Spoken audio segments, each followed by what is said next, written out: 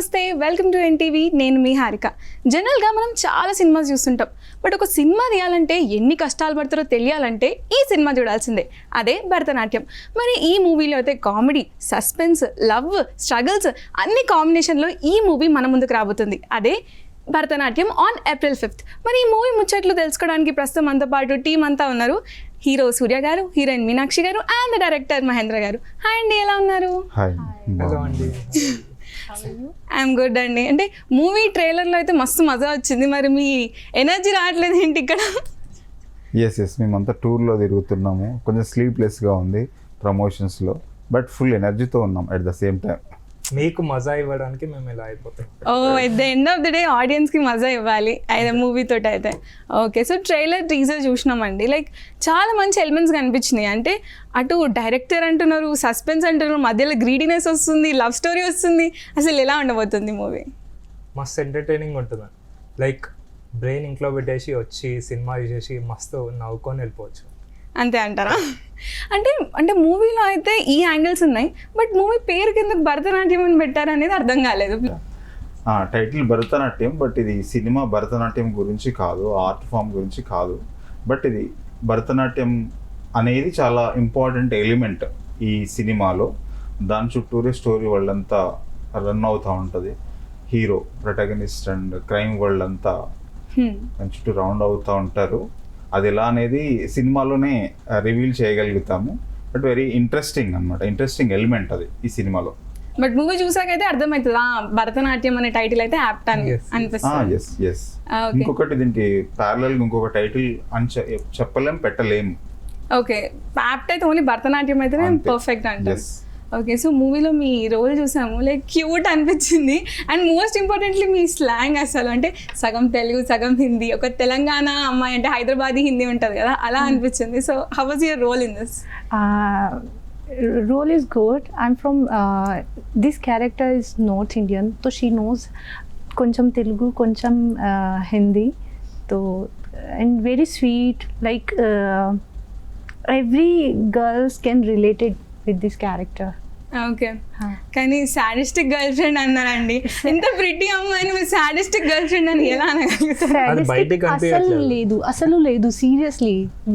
when you see the movie na, when you go and watch this movie, you will find అమ్మాయి చాలా cute and sadistic లేదు, at least sadistic లేదు. అంటే hero అనుకుంటున్నారు sadistic అని. వాళ్ళకి ఎలా తెలుస్తుంది మా కష్టాలు? ఇతని పాయింట్ ఆఫ్ వ్యూ అది. సాడిస్టిక్ గర్ల్ ఫ్రెండ్ అనేది ఆమె నేను సాడిస్టిక్ అని ఇప్పుడు ఏ అమ్మాయి అనుకోదు కదా. బాయ్ ఫ్రెండ్ తను పెట్టే టార్చర్ లోంచి తన పర్స్పెక్టివ్ ఒకటి ఓపెన్ అవుతుంది కదా, అందులో నుంచి అది. అయ్యో, అంత టార్చర్ ఏం పెట్టారండి ప్లీజ్ చెప్పండి. అన్ని మూడ్ స్వింగ్స్ తెచ్చి సో అమ్మాయి అంటేనే మూడ్ స్వింగ్స్, దాన్ని ఎలా అర్థం చేసుకుంటారు అనేది రియల్ మెన్ క్యారెక్టర్ అని చెప్పొచ్చు. కష్టపడి భరిస్తున్నావు అంటే at the end of the day sadistic అంటారు మీ పర్సెప్షన్. అంటే వేరే వాళ్ళతో చెప్పాల్సి వస్తుంది, అలా సిచ్యువేషన్ వచ్చింది, తప్పట్లేదు. When a boy married a girl na, కొంచెం ఇయర్స్ తర్వాత నా wife will sadistic for him. So this is like in this movie. So పెళ్ళైనాక అందరూ అట్లే అనుకుంటారు అని అంటున్నారు భర్త అన్నా. ఒక్కరిని చెప్పమనండి, ఏమని అమ్మాయి భార్య సాడిస్టిక్ కాదనా? ఓకే, సో మరి మూవీ అంటే లైక్ ఇంత ఫన్ ఉంది కదా ఈ క్యారెక్టర్స్లో, కానీ మీ క్యారెక్టర్ ఎలా ఉండబోతుంది? అంటే డైరెక్టర్ అని అర్థమైంది, సో లైక్ మీ రోల్ ఎలా ఉంటుంది ఇందులో? నాది అసిస్టెంట్ డైరెక్టర్ క్యారెక్టర్ అండి. రాజు సుందరం అనమాట నా పేరు. ఒక ఊరి నుంచి వచ్చి ఇక్కడ డైరెక్టర్ అవుదాం అని కష్టాలు పడే క్యారెక్టర్. Everybody will relate. ప్రతి ఒక్కరు ఊరి నుంచి వస్తారు, లేకపోతే ఇక్కడ ఉన్నా కానీ కష్టపడి డెవలప్ అవుతూ ఉంటారు. అలాంటి సిచ్యువేషన్లో తన లైఫ్ ఎలా టర్న్ అవుతుంది అనేది స్టోరీ. ఓకే, అంటే ఈ స్టోరీ అంటే ఒక మూవీ తీసేటప్పుడు డైరెక్టర్ కానీ ఆర్టిస్ట్ అంతా ఎవరైతే ఉన్నారో ఇండస్ట్రీలో ఎలాంటి కష్టాలు పడుతున్నారో అని చూపించారు కదా. సో మీరు అంటే ఈ మూవీ ఎందుకు అలా, ఆ స్టోరీ ఇన్స్పిరేషన్ ఎలా వచ్చింది? అంటే మీ రియల్ లైఫ్ స్ట్రగుల్స్ ఏమైనా ఇంక్లూడ్ చేశారా? లేదు, అంటే ఈ story first assistant director character ఇది. ఈ క్యారెక్టర్ వెళ్ళి ఒక క్రైమ్ వరల్డ్లో పడుతుంది. ఇది సినిమా నేపథ్యం ఉన్న కథ కాదు, క్రైమ్ వరల్డ్ నేపథ్యం ఉన్న కథ. తను యాక్టర్ అండ్ అంటే ఆ ప్రొటగనిస్ట్ అసిస్టెంట్ డైరెక్టర్ అనే వృత్తిలో ఉన్నాడని చెప్పొచ్చు. సో ఆ సెటప్లో అది కనబడుతుంది. తర్వాత తన క్రైసిస్లో భాగంగా ఒక 5 days వెళ్ళి పడ్డ తర్వాత వాళ్ళతో క్రిమినల్స్తో వచ్చిన కాన్ఫ్లిక్ట్లోంచి తనేం చేశాడు, వాళ్ళు ఏం చేశారు, అదంతా ఎంటర్టైనింగ్ వేలో వెళ్తూ ఉంటుంది. బట్ క్రైసిస్ అనేది ఎవరికైనా ఉంటుంది లైఫ్లో. ఒకటి సాధిద్దాము అని ఎక్కడో మారుమూల గ్రామాల్లో నుంచి హైదరాబాద్కి వస్తారు. వచ్చిన తర్వాత అదంతా ఈజీ కాదు, వేరే వృత్తిని అంత ఈజీ కాదు. అట్లాంటిది సినిమా ఇండస్ట్రీలో మూవ్ అవ్వాలి, ఒక డైరెక్టర్ అవ్వాలి అంటే ఇంకా పెద్ద జర్నీ, పెద్ద అబ్స్టకిల్స్ వస్తూ ఉంటాయి కదా. దాంట్లో నుంచి అందరూ రిలేట్ అవుతారు. ప్రతి మనిషి జీవితం అవి ఎదుర్కొంటూనే ముందుకు వెళ్ళాలి కాబట్టి అది రిలేట్ చేసుకునే క్యారెక్టర్. ఓకే, సో మీరు అన్నారు కదా డైరెక్టర్గా కానీ ఎట్లయితే స్ట్రగుల్స్ ఫేస్ చేస్తారో ప్రతి మనిషి, ఒక ఇండస్ట్రీలో రావడమే చాలా పెద్ద థింగ్. అలాంటిది మీరు కూడా మీ లైఫ్ జర్నీ చూసుకుంటే దొరసాని ఒక మూవీ చేశారు, చాలా మంచి రెస్పాన్స్ వచ్చింది టు బీ ఆనెస్ట్. సో మీ లైఫ్లో ఏమైనా స్ట్రగుల్స్ ఉండేనా టు కమ్ టు ఇండస్ట్రీ కానీ? చాలా, అసలు 10 సినిమాలు చేయొచ్చు అంత ఉంటుంది. అంటే ఎవరికైనా ఉంటుంది ఇక్కడ, ఎవరికి ఆ కష్టాలు లేకుండా అంత ఈజీ పాత్ కాదు ఇది. కొన్ని లక్షల మంది కలలు కంటే కొందరికే ఉంటుంది ఇక్కడ ప్లేస్. సో దానికోసం గాను చాలా సాక్రిఫైస్ చేయాలి లైఫ్లో. ఇప్పుడు నేను పడ్డ కష్టం వేరే వృత్తిలో పడితే బాగా రిచ్గా ఉంటామేమో, బట్ ఇక్కడ అలా ఉండదు. ఆ కలలు కంటున్న ప్రాసెస్లో ఆ డైరెక్టరే కావాలనుకున్నప్పుడు జీవితంలో చాలా వదులుకోవాల్సి వస్తుంది. టైం చాలా వెళ్ళిపోతూ ఉంటుంది లైఫ్లో, అవమానాలు ఉంటాయి, తిండి లేని రోజులు కూడా ఉంటాయి. సో ఇవన్నీ దాటుకొని ముందుకు వస్తేనే అది ప్లేస్ అవుతుంది. చాలా అందరికీ ఉంటుంది, నాకు ఉంది, నాకు ఎక్కువే ఉంది చెప్పాలి అని. మరి దొరసానికి ఇప్పటికీ కొంచెం గ్యాప్ అయితే అనిపించింది. 2019 ఆ టైంలో వచ్చింది దొరసాని, ఇప్పుడు ఈ మూవీ 2024లో వస్తుంది. సో గ్యాప్ ఎందుకు వచ్చింది అంటారు? అంటే ఒక రీజన్ ఏమో కరోనా, 2 years పోయింది. దీనికి కూడా 20 months వర్క్ చేశాను నేను. ఓకే, ఈ ప్రాజెక్ట్కు అదొక 2 years.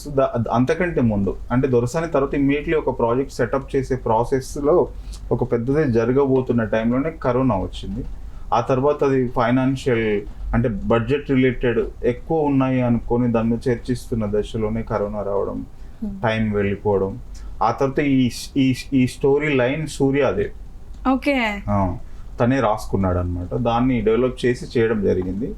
ఇంకా ఇది ఎవ్రీథింగ్ రెడీ అన్నట్టు ఉండడంతో ప్రొడ్యూసర్స్ కూడా పాయల్ గారు, పిఆర్ ఫిల్మ్స్ వాళ్ళు సినిమా చేద్దామని రెడీగా ఉండడం, ఎవ్రీథింగ్ రెడీగా ఉండడంలో దీనికి స్టెప్ ఇన్ అయ్యి వెంటనే స్టార్ట్ చేయడం జరిగింది. బట్ ఇది కూడా ఒక 20 months జరిగింది ప్రాజెక్ట్ అంతా.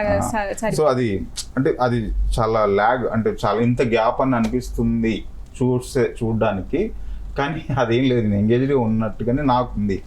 ఓకే, అంటే మీరు అన్నారు కదా మూవీలో అసిస్టెంట్ డైరెక్టర్, ఇప్పుడు డైరెక్టర్ గారికి ఆల్రెడీ స్టోరీ లైన్ కూడా ఇచ్చారు. అంటే మూవీ ఫస్ట్ వచ్చిందా మీ దగ్గరికి, మీరు మూవీ దగ్గరికి ఫస్ట్ వెళ్ళారా? నేనే మూవీ దగ్గరికి వెళ్ళాను.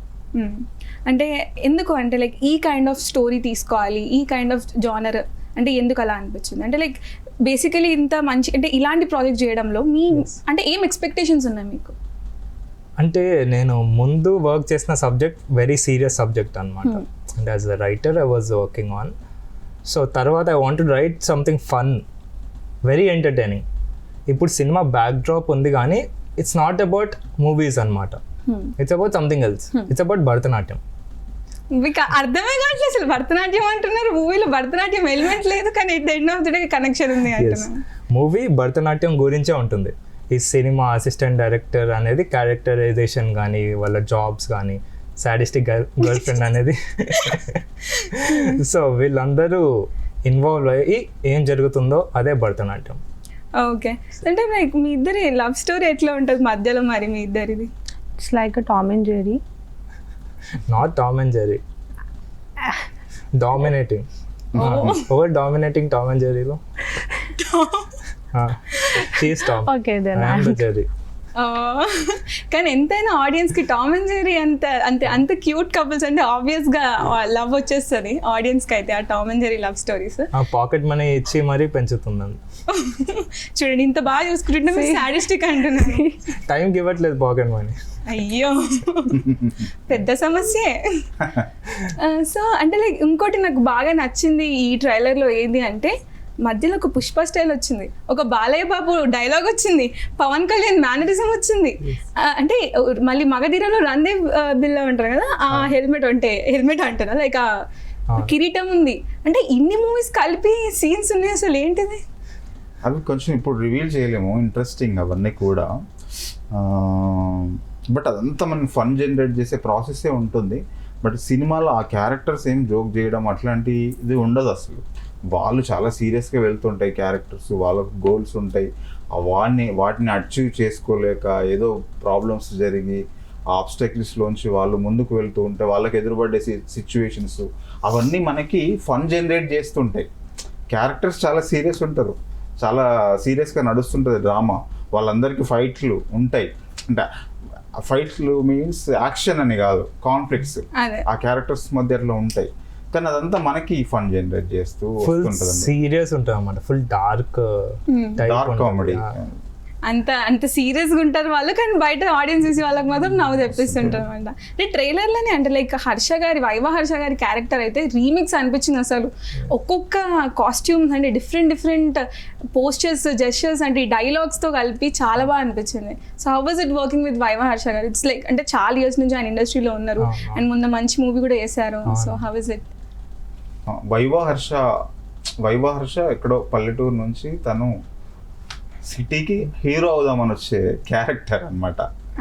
సో దాంట్లో నుంచి అమేజింగ్, ఇప్పుడు యాక్టర్ అవ్వాలనుకున్నప్పుడు ఎలా బిహేవ్ చేస్తూ ఉంటాడు, సినిమా ఎట్లయినా నేను హీరో అయిపోవాలనుకున్నా, అది మీరు వైవా హర్షని ఊహించండి ఎట్లా ఉండొచ్చు.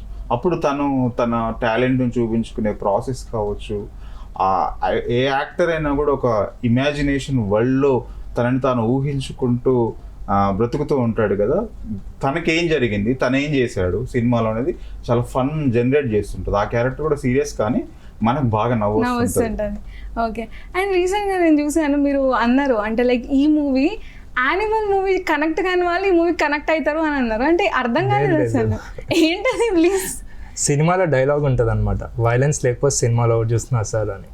సో అంతే, యానిమల్ చూస్తున్నారు, like lot of violent films చూస్తున్నారు. సో అదే విధంగా డైలాగ్ అనమాట, ఒక అసిస్టెంట్ డైరెక్టర్ చెప్తున్నాడు ప్రొడ్యూసర్కి, వైలెన్స్ లేకపోతే సినిమాలో చూస్తున్నారు సార్, వెరీ డీసెంట్ సినిమాలు, వెరీ స్మాల్ సినిమాలు చూడట్లేదని ఆ సినిమాలో కంటెక్స్ట్గా డైలాగ్ పెట్టడం జరిగింది. అది చెప్పి జస్ట్ యానిమల్ హిట్ అయింది కదా, సలార్ హిట్ అయింది కదా అని చెప్పాను అంతే. Okay. And one more thing, అంటే లైక్ దొరసాని తర్వాత ఆనంద్ దేవరకొండ గారికి ఎంత బ్రేక్ ఈవెన్ వచ్చిందో సూర్య గారికి కూడా అలా వస్తుందంటారా? 100% వస్తుంది. అంటే ఆనంద్ కూడా వెరీ ఫ్రెష్ పక్కింటి అబ్బాయి లాగానే తను దొరసానిలో ఇన్ అయ్యే సమయానికి, బట్ ఇప్పుడు ఒక తెలుగు సినిమా ఇండస్ట్రీలో ఒక ప్రాపర్ పిల్లర్ లాగా ఉన్నాడు. డెఫినెట్లీ సూర్య కూడా పక్కింటి అబ్బాయి లాగానే ఉంటాడు. అంటే వీళ్ళు ఒక హీరో లాగా బిహేవ్ చేయడం అట్లా కాకుండా మనకు రిలేట్ చేసుకునే లాంటి క్యారెక్టర్స్లో కనిపించే వాళ్ళు, ఇక్కడ ఆనంద్ కావచ్చు, ఇక్కడ సూర్య తేజ కావచ్చు, ఆ పాత్ జనరల్ డెఫినెట్లీ వర్కౌట్ అవుతుంది. సూర్యకు కూడా ఆ ఫీచర్ ఉంది. అట్ ద సేమ్ టైం మీనాక్షికి కూడా, తను కూడా టెరిఫిక్ పర్ఫార్మెన్స్ చేసింది, తన హార్డ్ వర్క్ బాగుంటుంది. అండ్ అంటే లైక్ మూవీ వచ్చేసి April 5th రిలీజ్ అవుతుంది కాబట్టి, అండ్ April 5th ఆ వీక్లో ఇంకా మూవీస్ ఉన్నాయి, లైక్ ఫ్యామిలీ స్టార్ వస్తుంది, గీతాంజలి మళ్ళీ వచ్చింది, ఇట్లా కొన్ని మూవీస్ వస్తున్నాయి. సో మీ మూవీ ఏమైనా ఇంపాక్ట్ అవుతుంది అనుకుంటున్నారు? లేదు, నేను అయితే అలాగేం అనుకోవట్లేదు. అంటే విజయ్ దేవరకొండ గారి సినిమా వస్తుంది, బట్ పీపుల్ దానికి ఉంటారు. ఇది ఎంటర్టైనర్ కదా, ఇప్పుడు అందరు ఆల్ ఏజ్ గ్రూప్స్ వాళ్ళు ఎంజాయ్ చేసేది ఎంటర్టైన్మెంట్, కామెడీ. సో పీపుల్ దీనికి ఉంటారు. తర్వాత ఏంటంటే మనకు 3-4 సినిమాలు హిట్ అయినా కూడా అన్ని సినిమాలు చూసే అంత మన ప్రేక్షకులకి అంత స్పేస్ ఇస్తారు, చూస్తారు. మనం చాలా సందర్భాల్లో చూస్తాం, ఒక్కొక్క వీక్ 2-3 సినిమాలు కూడా హిట్ అయితే అన్నీ నడుస్తాయి. తర్వాత ఇప్పుడు సమ్మర్ వస్తుంది, సో సినిమాకి పీపుల్ వస్తారు, ఎంజాయ్ చేస్తారు. కాబట్టి ఇది మంచి ఎంటర్టైన్ చేయడానికి వాళ్ళకి ఒక మంచి కంటెంట్ ఉన్నట్టు, వాళ్ళకు కూడా ఒక ప్లాట్ఫామ్లో బెస్ట్ మెటీరియల్ ఉన్నట్టు లెక్క. ఓకే. సో మరి మూవీలో అయితే మంచిగా భరతనాట్యం అంటున్నారు, హీరో స్ట్రగుల్స్ అంటున్నారు, ఫిల్మ్ ఇండస్ట్రీ గురించి అంటున్నారు. మరి ఆడియన్స్ చూసే వాళ్ళకి ఏమైనా మెసేజ్ ఉంటుందంటే like at the end of the day అరే ఇది సినిమా అనిపించి వచ్చారా బయటికి అంటే ఏం చెప్తారు? ఏం లేదు, అంటే మెసేజ్ ఇంటెన్షనల్గా ఇచ్చినట్టు ఉండదు, కానీ ఒక మనిషి తన ఒకటి అవ్వాలనుకొని గోల్ పెట్టుకొని వెళుతూ కష్టాలు పడి అవన్నీ ఓవర్కమ్ చేస్తూ ఒక డేంజర్లో పడి మళ్ళీ దాని నుంచి ఓవర్కమ్ చేసేసి వాడు అనుకున్నది ఎలా సాధించాడు, ఇది ఇన్స్పిరేషన్గానే ఉంటుంది ఎవరికైనా కూడా. ఆ జర్నీని అక్కడ ప్రొటగనిస్ట్ క్యారెక్టరైజేషన్ చూస్తే కనుక అలా మెసేజ్ వస్తుంది కానీ పర్టికులర్గా ఇది మెసేజ్ మీరు వినండి అన్నట్టు ఉండదు. అది ఎంటర్టైన్మెంటే ఉంటుంది. సో ఒక ఫన్ వేలో ఒక రియలైజేషన్స్ అయితే వస్తాయి అంటారు. వస్తాయి, yes. సో లాస్ట్లీ అంటే లైక్ మూవీ గురించి ఆడియన్స్కి చెప్పాలి at the end of the day మా మూవీ ఎందుకు చూడాలి అంటే ఏం చెప్తారు మీ హీరో హీరోయిన్ మాటల్లో? అసలుకే టామ్ అండ్ జెర్రీ కపుల్ కాబట్టి మా హీరోయిన్ చెప్తుంది, ఆమె బాగా చెప్తుంది, ఆమె చెప్తేనే వింటారు. సో ఆ మూవీలో ఆ మూవీలో చాలా మంచి కంటెంట్ ఉంది. అండ్ తుమ్ బోలో నా ఎక్లైన్ చాలా ఎంటర్టైనింగ్ చాలా ఎంటర్టైనింగ్ ఉంటుంది. అండ్ మీరు తప్పకుండా ఏప్రిల్ 5th చూడండి థియేటర్స్లో కలుద్దాం. Thank you. మీ టీచర్ పక్క సూర్య గారే కదా త్రూ అవుట్ ద మూవీలో తెలుగునే Usha Sri R Surya and sir also. Cinema is the most fraudest thing in the world అన్నట్టు అన్నారు. సో ఏంటిది అర్థం కాలేదు, why you wanted to say that? ఇది చాలా ఇంట్రెస్టింగ్ యాక్చువల్లీ. ఆ లైన్లోనే cinema is the most beautiful fraud in the world అనే లైన్లోనే ఈ మొత్తం కథాంశం నిక్షిప్తమై ఉందని చెప్పొచ్చు.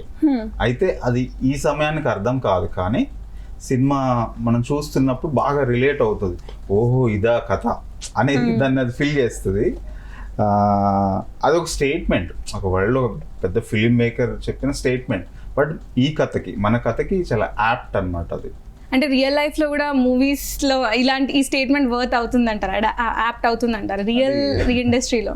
అది చాలా టిపికల్ క్వశ్చన్ యాక్చువల్గా డైరెక్టర్గా నాకి.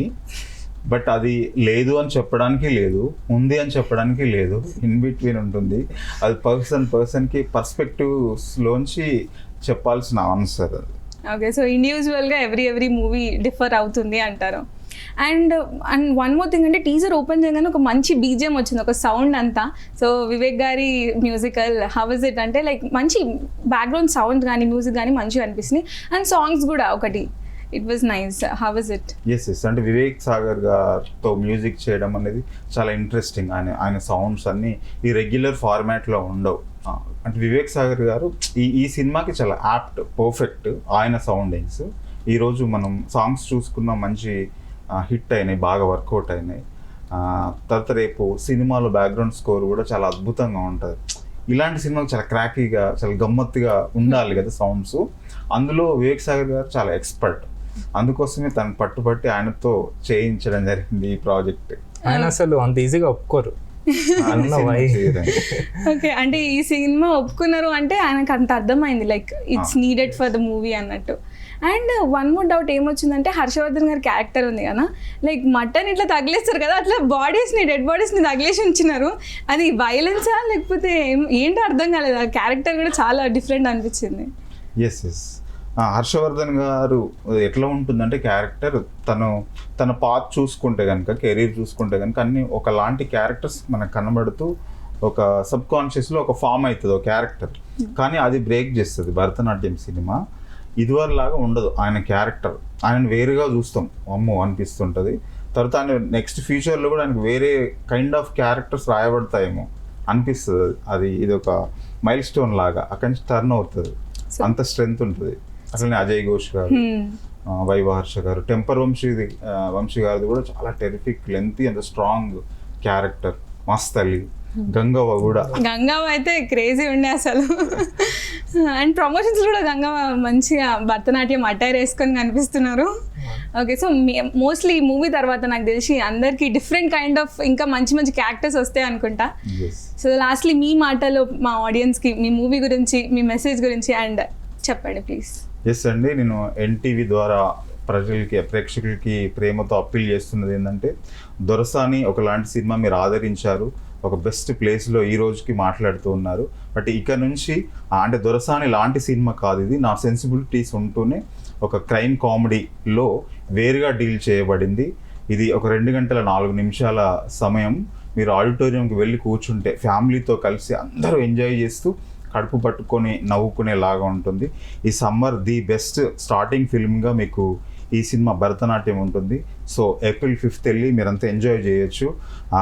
మీరు ఏమాత్రం డిసప్పాయింట్ అవ్వరు, దానికి నేను యాజ్ ఎ డైరెక్టర్ ప్రామిస్ చేస్తున్నా. ఓకే, సో చూసారు కదా, మంచి మంచి వేడి వేడి సమ్మర్లో కూల్ సినిమా వస్తుంది మనందరినీ నవ్వించడానికి. So that was Bharatanatyam on April 5th. That was NTV. Thank you.